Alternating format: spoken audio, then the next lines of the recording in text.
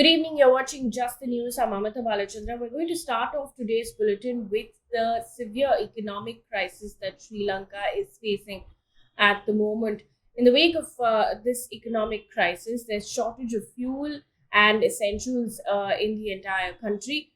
NDTV has reported that there are fresh reports that are being reported with protesters resorting to throwing stones at the residence of the mayor of Moratwa, which falls under the main administrative province of the island nation, demanding electricity.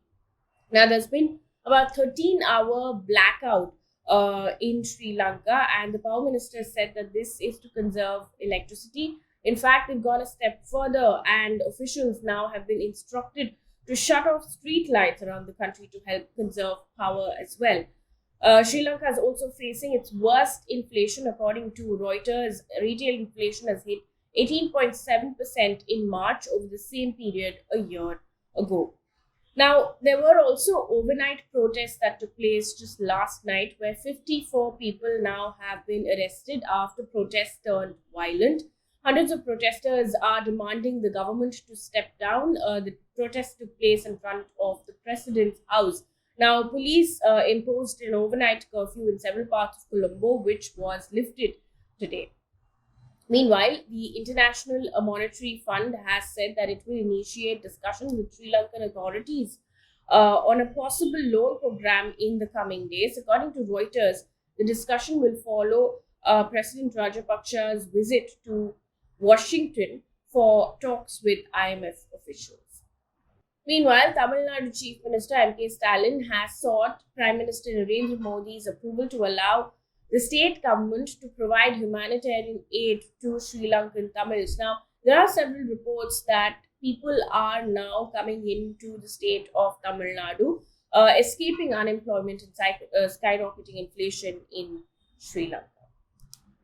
We continue to track that story for you, but we'll also focus on what's happening in Ukraine. It's day 37 of the crisis, a day after the US warned of consequences for countries attempting to circumvent American sanctions against Moscow. External Affairs Minister of India held talks with Russian Foreign Minister. So this is India's context of what's going on with the talks that took place between India and Russia amidst everything that's going on in Ukraine. While on his visit to India, Russian Foreign Minister today praised India's independent foreign policy and said if New Delhi wants to buy anything from Russia, I'm quoting him, we are ready to discuss it, end quote. That's what he said. Now, the high-level talks come in the backdrop of indications that India could buy greater volumes of discounted Russian oil. He also said, and I quote, India is an important and serious country. If India plays that role that provides resolution, India as a common partner, we are for security guarantee of Ukraine. West has ignored its responsibility. India can support such process, end quote. In the meantime, in the opening remarks at the talks, Jaishankar, referring to the Russia-Ukraine conflict, called for peace and dialogue and diplomacy. Prime Minister Narendra Modi also met with visiting Russian Foreign Minister this evening. According to the press statement, this is what has happened, and I quote, Prime Minister reiterated his call for an early cessation of violence and conveyed India's readiness to contribute in any way to peace efforts, end quote. Meanwhile, Russia's central bank has said today that it was softening restrictions on foreign fund transfers for individuals for a 6-month period. The bank said the measures, which raise an earlier limit on funds that can be transferred abroad, did not apply to residents and non-residents from countries that had imposed sanctions against Russia over Ukraine. Now, there are reports that Ukraine is now bracing for renewed attacks. Emergency relief and evacuation convoys for the besieged Ukrainian city of Mariupol remained in doubt today, following reports of Russian interference. Now, the governor of Ukraine's northern Chernihiv region said Russian troops are withdrawing from the region. Russia has said that Ukrainian helicopters attacked an oil depot in Belgorod, which is in Russian territory, they said. In other news now, this comes in from India, where COVID restrictions are being removed after West Bengal and Maharashtra. Now, Nagaland has lifted all COVID restrictions as the weekly COVID test positivity rate has remained below 2%. However, people have been advised to continue adhering to COVID appropriate behavior like wearing face masks in public places, including hand hygiene and maintaining physical distancing as well. Telangana also has lifted all COVID restrictions. However, face masks will be voluntary in Telangana except for the elderly, those with comorbidities, and pregnant women. In Delhi, Delhi has announced that it will stop imposing fines for not wearing masks. Earlier, the fine was 500 rupees, and this is according to the Hindustan Times.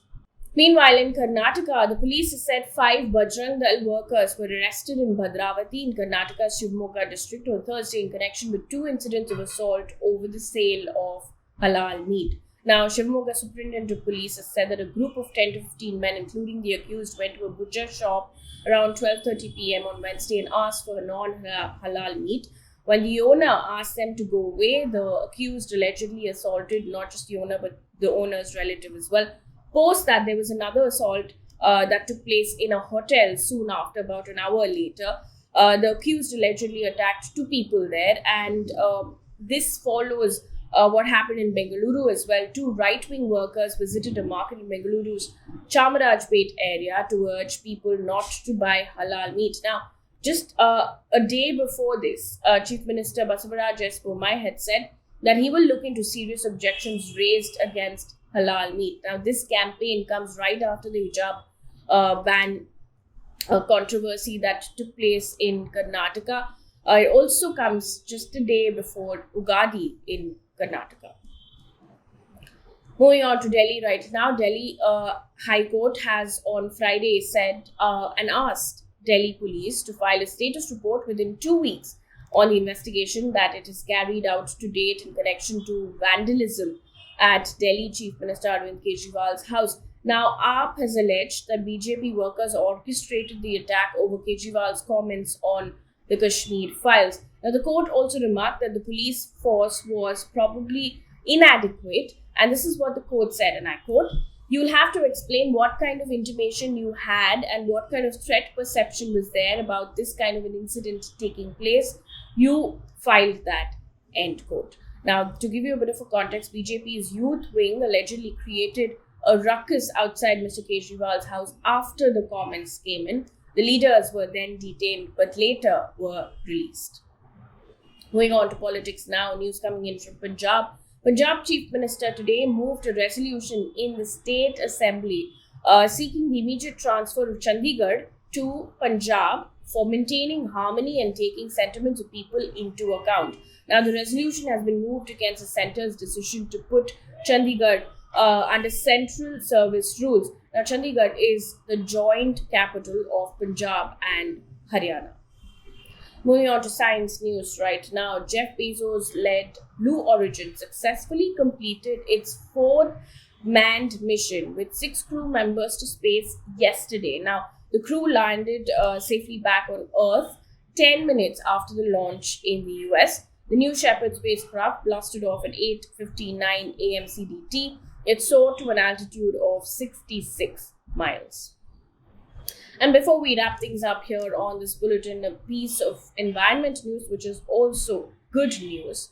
The European Commission is calling for an end to fast fashion by 2030, as it announced a vast expansion of eco-design rules that could in future apply to any product, starting with textiles.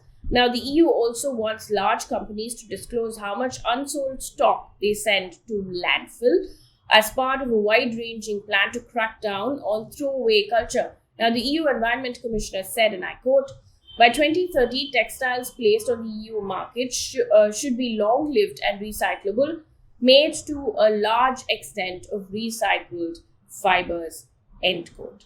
That brings us to the end of this bulletin. For those who are celebrating, happy Gudi Padwa or Ugadi. We'll see you back on Monday with Just the News. Thank you so much for watching.